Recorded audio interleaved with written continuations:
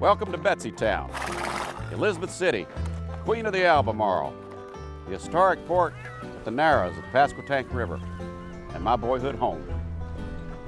The town got its start on the site of Betsy Tooley's Tavern in 1793, as the digging began on the Dismal Swamp Canal 15 miles to the north. For over 2 centuries, all manner of craft, lighters and barges, tugboats and tankers, schooners, scows, sailboats, yachts and canoes going between the Albemarle Sound and Chesapeake Bay have plied these waters.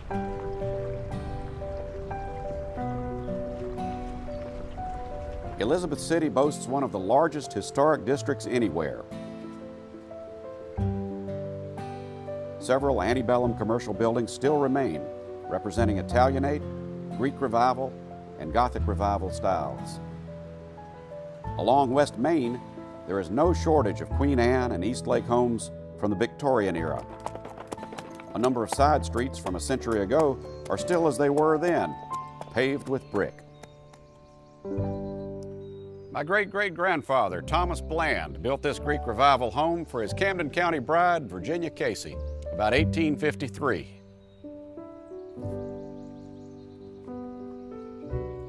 When the Union gunboats shelled Elizabeth City in early 1862, a Yankee cannonball lodged in an upstairs bedroom wall. Tom Bland dug it out, put a chain on it, and for many years to come, used it as a hitching weight for horses. In my boyhood, I knew the house well, as my great-uncle Harold and great-aunt Jenny's home, where a little goldfish pond and a swing under a scuppernong arbor out back always beckoned, and where I was always welcome.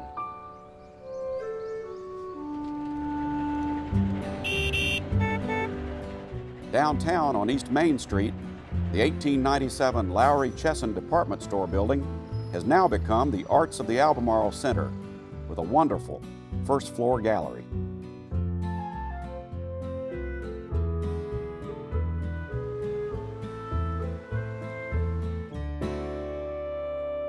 Some of the second-floor spaces, including my Granddaddy Simpson's old law office, have been turned into theatrical dressing rooms.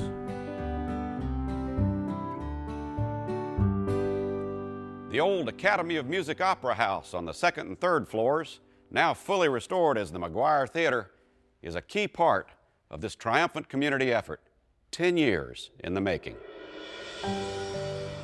In 2006, Folks Hereabouts celebrated the opening of the striking Museum of the Albemarle, across from which stands an historical marker noting the role of the Pasquotank and the Dismal Swamp Canal as important parts of the Underground Railroad, the route runaway slaves traveled north toward freedom. My first awareness of Virginia Dare, the first English child born in the New World, was as a grand palace, the Virginia Dare Hotel on Elizabeth City's South McMorran Street, a 9-story, blonde-bricked 100-room wonder that opened up way back in 1927, charging $2 a room. The 2-story base of our eye-catching hotel has a balustrade with urns, and inside was a ballroom and a dining room where we ate fried chicken on Sundays with linen napkins in our laps. Now an apartment building, it was the Albemarle's first skyscraper. 80 years after it was built, it is the Albemarle's only skyscraper. Next door, the skylighted Virginia Dare Arcade features wrought iron railing and tile floor, and above its Main Street entryway, a decorative cartouche emblematic of Raleigh's Roanoke voyages. If you'd been looking down on Main Street from up here on August 18, 1937, you couldn't have missed the excitement. President Franklin D. Roosevelt drove by in an open touring car, which stopped at the Water Street Wharf where the president caught a Coast Guard cruiser for Roanoke Island. He was going down to see The Lost Colony, a brand new outdoor drama by Paul Green on the 350th anniversary of Virginia Dare's birth.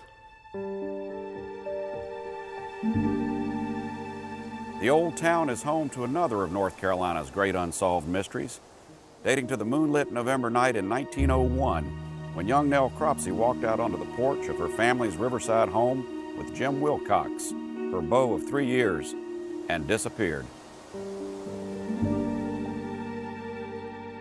Jim said he left her crying on her porch and went on home. But when Nell turned up dead in the river 5 weeks later, the townspeople mobbed and nearly lynched Wilcox.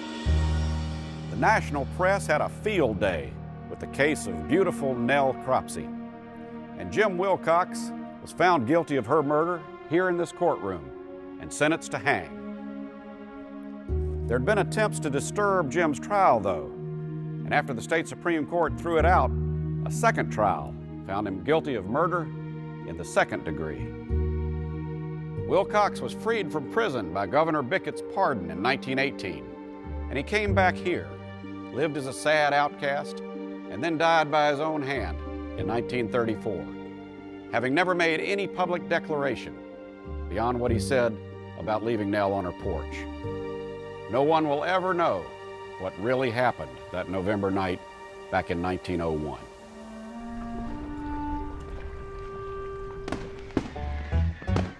As Elizabeth City was falling to that Union naval attack in February 1862, the old courthouse caught fire, and a citizen named Arthur Jones drove his wagon to the courthouse door, raced in and pulled all the Pasquotank County records out of the doomed building and hauled them off and hid them in a barn for safekeeping. Thanks to Mr. Jones's quick, energetic action and his unusual stewardship, those old records and many more now reside in the new Pasquotank County Courthouse, which dates to 1882. The Wright brothers passed through town numerous times in the early 1900s on the way to Kitty Hawk and the invention of powered flight. In the 1920s, on Michele Island, just over the river from town, the Foreman Blades Corporation produced float planes like the Kingfisher. The Elizabeth City Coast Guard Air Station began maritime rescue operations in August 1940.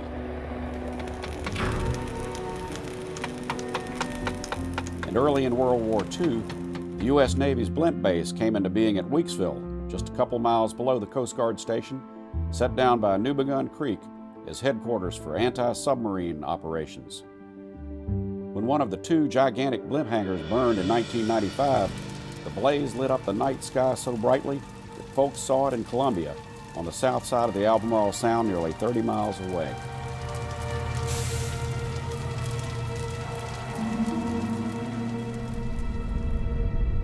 The Navy's long gone from the Riverside base, but at the remaining hangar, with its enormous clamshell doors, a private company named TCOM still operates and says it's the only lighter-than-air firm in the world with a facility solely devoted to building and flight testing aerostats and airships.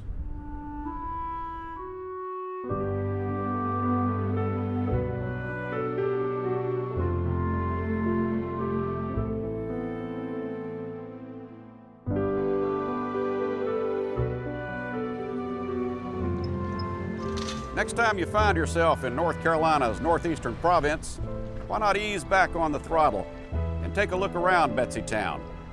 It's known far and wide as the harbor of hospitality, and there's likely a slip, a berth, a home on the river for a night or two awaiting you in Elizabeth City on the dark and captivating Pasquotank River.